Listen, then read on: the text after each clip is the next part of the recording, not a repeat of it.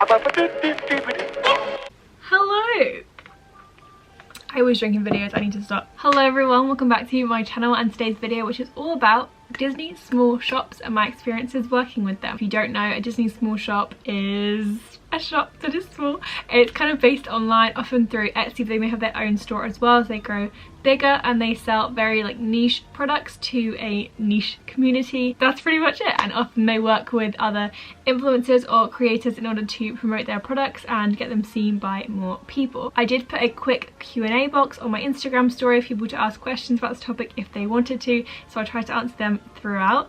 But the first time I worked with a Disney small shop was back in May 2018, where LOTTIE'S LAUGHING PLACE reached out to me before my second Disney college program, and she wanted to send me a couple pairs of ears, and I was so excited because obviously I'd never been sent something for free before, so it was so exciting to be like, oh my goodness, just like the novelty of it. But actually I'm really happy in that the partnership we've developed has continued for the past 2 years now, so I keep working with her and promoting her products, and that's personally how I prefer to do small shop partnerships. So I'm quickly going to show you the small shops that I work with before I go into like more about them. So this is LOTTIE'S LAUGHING PLACE. Her signature design has this cute bow in the middle. She does do scrunchies as well, but the ears are the main thing, so they always have amazing character prints. I'm obsessed. All the discount codes for the small shops obviously will be linked down below. Then the second small shop that I love working with is FINGAMABOBS, which is owned by my best friend Fee, and she does floral ears. So I have a couple of the pairs here, and as you can see, very different to Lottie's style. She also does inspirational hand painted prints. And then the final one that I work with is WHATSTHESTITCHUK UK. This is one of the ears that they've sent me, but they also do bows and scrunchies and face masks. Very topical.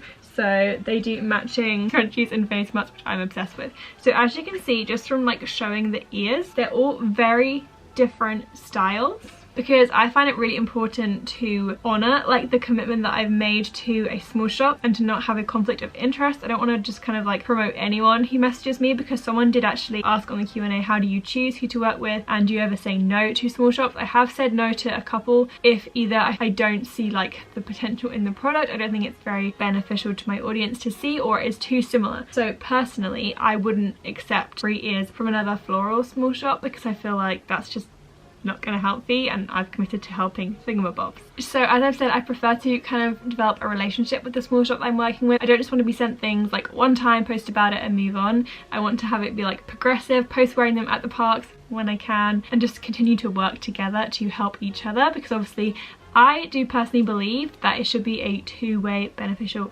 system. Like, I'm willing to help a small shop, but I feel like I should get something in return for that, because I'm effectively giving publicity to them. So the way a lot of small shops do that is they will send you free stuff. I've never been paid to promote something from a Disney small shop, because obviously they are small companies, they don't have that kind of like revenue just to give away, but I'm perfectly happy to just receive free samples, I guess, to try out and to look at. I would never post about something unless I actually genuinely believed in it and thought it was good quality. But the way I see it, it's kind of like you giving them like a kind of kickstart, or like just a little nudge in the right direction. Especially with Lottie, she'll always send me kind of follow-ups when I post to say how many increases in site traffic or sales she's had because of my post, and that kind of makes it like really rewarding and makes us feel like both of us are invested in the partnership, and it's not just a case of like, oh, maybe this will help me in some way. Like, we can see the results, so that makes me feel like I do have a value to these small shops, but it's not something I need to be like paid for. I have worked with a couple other actual brands like aside from Disney small shops before.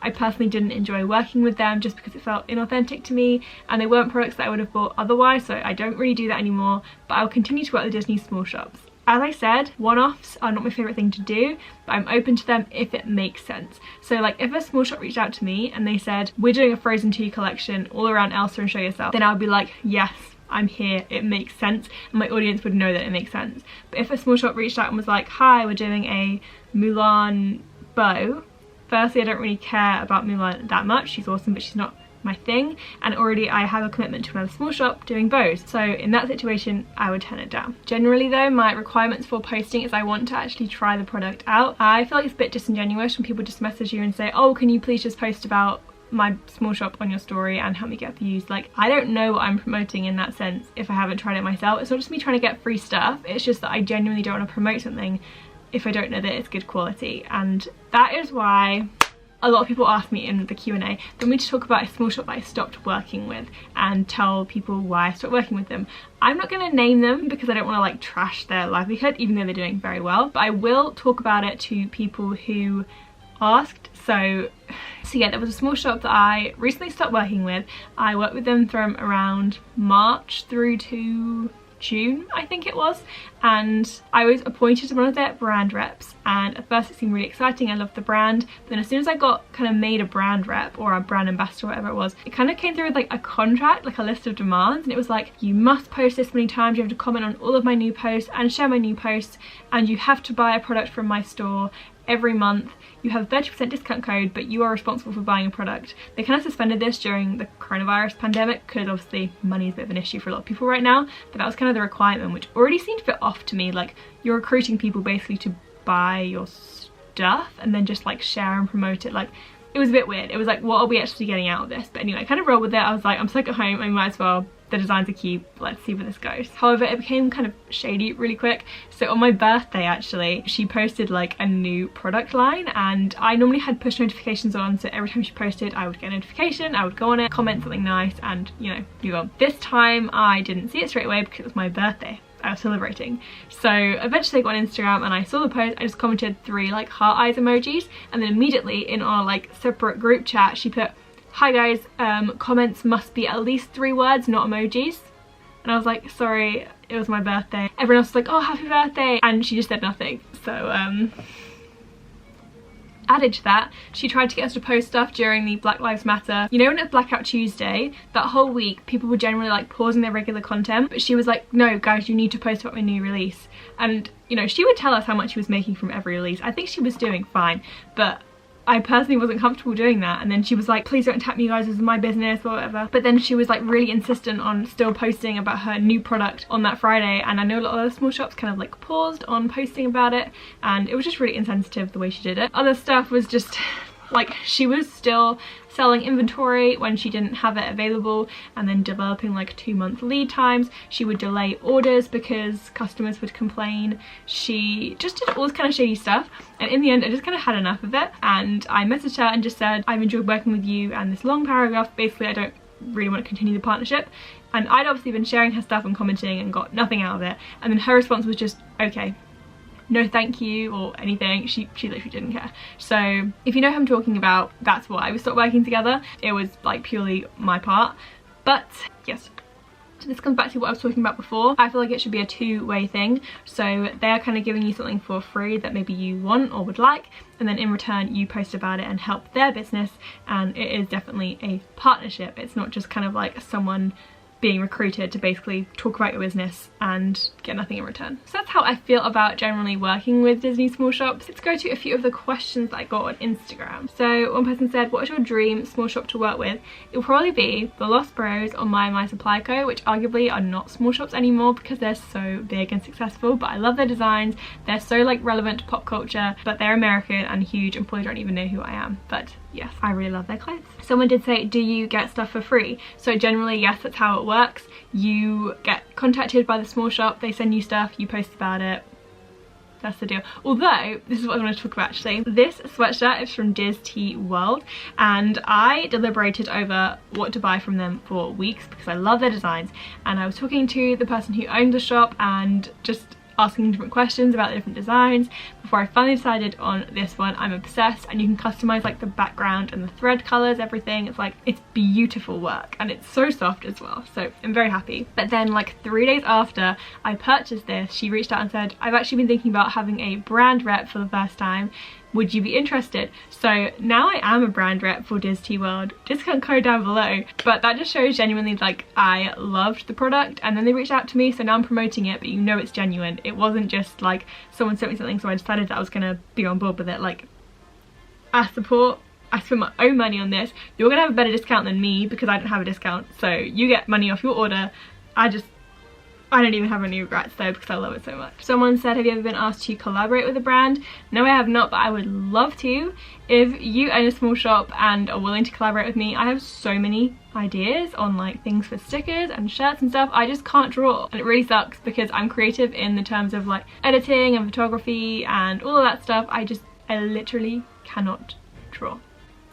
It's a real insecurity of mine, but yeah, if you would like to, you know, hit up my DMs.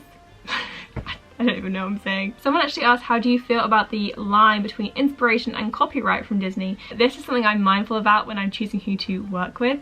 If I feel like a brand is a bit too close to the mark, I won't work with them. And also the brand that I stopped working with was not just close to the line, they crossed the line. They were fully just using like logos from Disney. They're going to be slapped with a cease and desist very soon, I'm guessing. But yeah, it's a kind of weird grey area with Disney small shops because obviously they are using IP the whole time they're making a lot of their stuff. Like if you are referencing the characters in your product descriptions or including direct quotes on the shirts, obviously like this is, then arguably that might be copyright infringement, but I don't know where Disney stands and everything. And it's almost like there are so many shops, they're just kind of like a bit more chill about it, I guess. And it's only if they become like a really big deal, maybe Disney would reach out. I don't know how it works, but I don't feel okay when they literally just slap a logo on a shirt that's Disney, because I'm like, oof, that's not going to end well for you, and I don't want to be implicated in that. And then finally someone said, can you talk about any red flags you have about why you would choose not to work with a brand? So I should have had red flags with that brand I stopped working with from the start,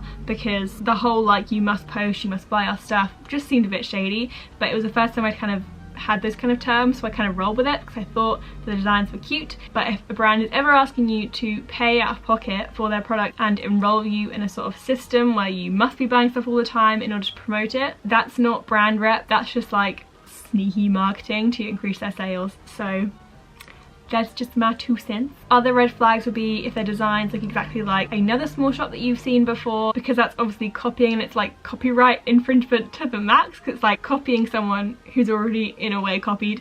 It's such a weird grey area, but yeah, I don't want to support someone who's just blatantly copying other people. So that's the video, just a super quick one this time. If you enjoyed it, please give it a thumbs up. If you're a small shop, feel free to comment your store down below, I'll check it out, and other people can check it out as well. Please subscribe for more videos, of course. I hope you enjoyed it, and I'll hopefully see you next time. Bye!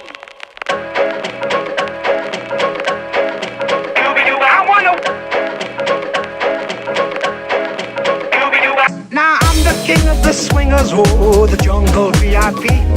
I've reached the top and had to stop, and that's what's bothering me.